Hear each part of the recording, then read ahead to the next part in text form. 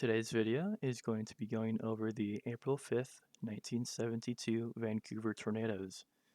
In fact, this event was so small, there only being 4 tornadoes, that it's not even considered an outbreak. An outbreak is generally considered to be at least 6 tornadoes within a relatively small period of time.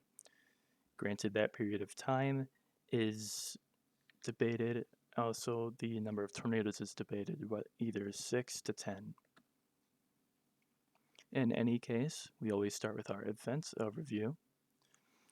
These tornadoes, the 4 that I just mentioned, were caused by a very intense squall in the Pacific Northwest of the United States, so Oregon and Washington.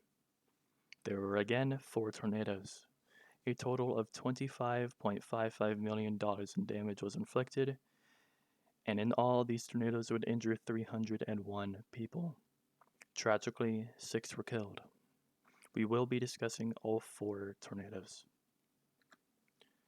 We do start with the most intense one. Damage photos are seen on your screen right now. The Paloma, Oregon to Mill Plain, Washington F3, or the Portland, Oregon to Vancouver, Washington F3. This tornado did achieve the highest wind speed that an F3 can obtain, 206 miles per hour. Now, granted, on the enhanced Fujita scale, that would be an EF5. Shows relatively how off the Fujita scale is, but I digress. This tornado had a 30-minute ground time at night and also obscured by fog. This tornado had a 14-kilometer long track, averaging 370 meters wide or 400 yards wide. That is 4 football fields wide. This tornado would injure 300 and tragically kill 6. Nearly all of the damage that I just mentioned, the 25.55, would be inflicted from this tornado, $25.25 million in damage.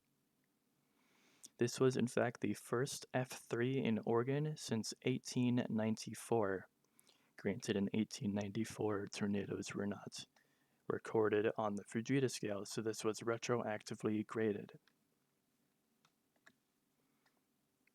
Our second notable, the Creston, Washington F3, is, like I just said, and also an F3. This tornado tracked either 5 kilometers or 6.5 kilometers. It was supposedly twin-funneled. I do say supposedly because I could not find any pictures of this tornado. One trailer was moved 3 feet off of its foundation. Another one was destroyed, causing an injury. This tornado would inflict $250,000 in damage. Our notables 3 and 4 I've put together. The Heartland, Washington, and west of Kettle Falls, Washington F2s. Thankfully, no injuries or deaths were reported from these storms. In fact, Heartland was originally called a wind event because generally tornadoes do not happen out here. This is Washington State. Both of them, however, would cause $25,000 in damage. Now, as you can imagine, tornadoes in the Pacific Northwest of the United States are very uncommon, let alone strong tornadoes like F2s and F3s. To this day, the Portland-Vancouver tornado, the very first notable, is still the worst Pacific Northwest tornado in its history. In fact, all of these tornadoes are the worst in Pacific Northwest history, but specifically the Port Van tornado.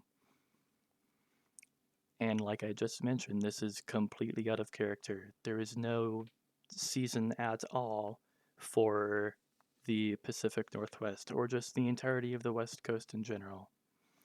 Most tornadoes in the United States happen in the Midwest, obviously, because at that point the low pressures have had time to deepen and therefore strengthen. They are running into Gulf of Mexico moisture, and at that point they also have plenty of shear to run into, most likely. This, again, like I mentioned in the overview, was a relatively strong squall line, so these tornadoes would have been more embedded. like we saw in the December 15th, 2021 derecho in Iowa and Minnesota and Wisconsin. And that will have to do it for this event. Thank you guys so much for watching, and I hope to see you in the next video.